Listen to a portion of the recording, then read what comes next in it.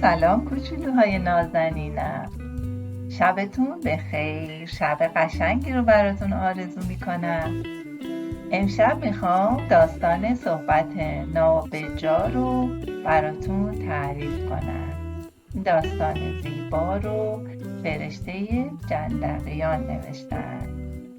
خب مثل شبای دیگه تا خوابهای خوشگل از چشماتون نریخته پایین، چشماتون رو ببندین و توی رخت خواب یا تخت خوابتون دراز بکشید و آماده باشید تا داستان رو براتون بخونم.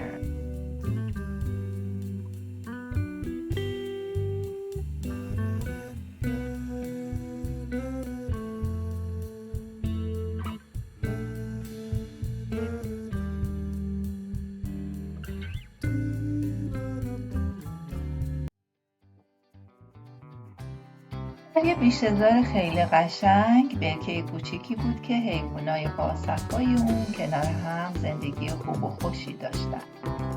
حلزون و ماهیای قرمز هر روز کنار هم بازی میکردن و لاکی خیلی خوشحال بود که دوستای خوبی مثل نوک قرمز و نوک طلا برای خودش پیدا کرده بود. نوک طلا و نوک قرمز دوتا مرغابی مهربون بودن که همیشه به دوستای خودشون کمک میکردن. حیوانای برکه هم اونا رو خیلی دوست داشتن و هر روز با هم تو آب شنا و بازی میکردن. یکی از همین روزا که لاکی داشت از علفهای برکه میخورد، مرغابیا توی برکه فرود اومدن. نوک طلا به لاکی گفت: سلام دوست من، ما امروز اومدیم تا ازت خداحافظی کنیم، چون فصل زمستون نزدیکه و آب این برکه هم داره سرد میشه. ما نمیتونیم توی آب سرد شنا کنیم، باید کوچ کنیم و به یه جای بهتر بریم. لاک پشت که از شنیدن این خبر خیلی ناراحت شده بود به دوستاش گفت: وای چه خبر بدی، اما شما دوستای خوبی برای من بودی، اگه از اینجا برید من چی کار کنم؟ یکی از مرغابیا گفت: نگران نباش، ما قول میدیم فصل بهار که شد دوباره برگردیم پیشه. لاکی با ناراحتی گفت: اما هنوز تا اومدن بهار خیلی مونده و من دلم تنگ میشه براتون. مرغابیا چاره جز رفتن نداشتن. از طرفی هم نمیخواستن لاکی رو ناراحت کنن. توی همین فکرها بودن که یکهو نوک طلا نگاهش به تکه چوبی افتاد که کنار برکه افتاده بود و با خوشحالی گفت: لاکی جون، تو میتونی با ما بیای، ما دو طرف این چوب رو با نوکمون نگه میداریم، تو هم باید وسط اونو با دهانت محکم بچسبی، اون وقت هر ستامون با هم پرواز میکنیم و به اون طرف کوه میریم. لاکی ذوق زده گفت: واقعا؟ وای چقدر خوب. نوک طلا گفت: آره واقعا، فقط باید خیلی حواستو جمع کنی که وقتی توی آسمون داریم پرواز میکنیم هیچ حرفی نزنی و نخوای جواب کسی رو بدی، وگرنه همه چی خراب میشه. لاکی قول داد که به حرف اونا گوش بده. فردای اون روز مرغابی ها دو طرف چوب رو گرفتند و لاک پشت هم وسط اونو محکم با دهانش نگه داشت و ستایی شروع کردن پرواز کردن توی آسمون. لاکی از اینکه داشت پرواز میکرد و میتونست از اون بالا همه جا رو ببینه خیلی ذوق زده بود.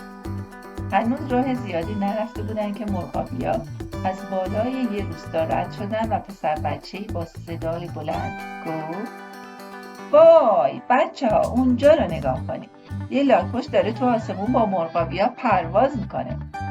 بچه ها به آسمون نگاه کردن و همه با هم شروع کردن به هو کشیدن و مسخره کردن. لاکی که دیگه از شنیدن صدای بچه ها هرسش گرفته بود طاقتش تموم شد و فریاد زد: عجب بچه های حسودی هستین که نمیتونی پرواز کردن منو. هنوز حرف لاکی تموم نشده بود که از اون بالا محکم افتاد روی زمین و لاکش شکست. مرغابیا که برای دوستشون خیلی ناراحت بودن به سرعت پایین اومدن.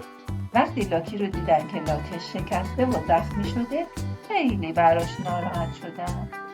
لاکی گفت همش تقصیر خودمه. شما به من خیلی سفارش کرده بودین که جلوی خودم رو بگیرم و دهنم رو باز نکنم، اما من نتونستم تحمل کنم. کاش طاقت می آوردم و جواب نمی دادم تا این بلا سرم نمی اومد. وای به دهنی که بی موقع باز بشه. خب دوستای کوچولوی من، شب زیبایی رو براتون آرزو میکنم. اگه از داستانی که براتون تعریف کردم خوشتون اومد و درباره بعضی از کلمه‌هاش یا جمله‌هاش سوالی داشتید، از بزرگترهاتون بپرسید تا براتون توضیح بدم. شب بخیر عزیزم.